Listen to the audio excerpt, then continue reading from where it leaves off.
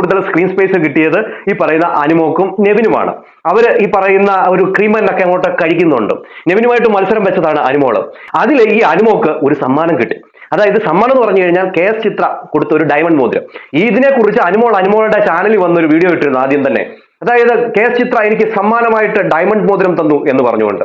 അത് കേട്ട പാതി കേൾക്കാത്ത പാതി അനുമോളുടെ ഫാൻസ് എല്ലാം കൊണ്ട് എടുത്തുകൊണ്ട് പിന്നെ അനീഷിന് 10 ലക്ഷം കൊടുത്താൽ എന്താ, ഡയമണ്ട് മോതിരമാണ് ഈ പറയുന്ന ഈ അനുമോക്ക് കിട്ടിയിരിക്കുന്നത്, അത്ര നല്ല പെർഫോമൻസ് ബിഗ് ബോസ് വീടിനുള്ളിൽ കാഴ്ചവെച്ചത് കൊണ്ട് ചിത്ര ചേച്ചി കൊടുത്തു എന്നൊക്കെയാണ്.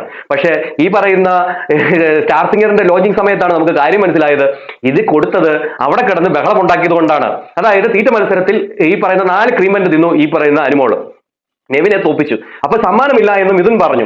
ആ സമയത്ത് പുള്ളിക്കാരിക്ക് സമ്മാനം വേണം എന്ന് പറഞ്ഞുകൊണ്ട് അവിടെ കിടന്ന് പിടിവാശി നടത്തിയപ്പോൾ മിഥുൻ അവിടുന്ന് രക്ഷപ്പെടാൻ നോക്കി. അപ്പോഴാണ് ഈ പറയുന്ന KS ചിത്ര ഈ ഒരു മോതിരം കൊടുക്കുന്നത്.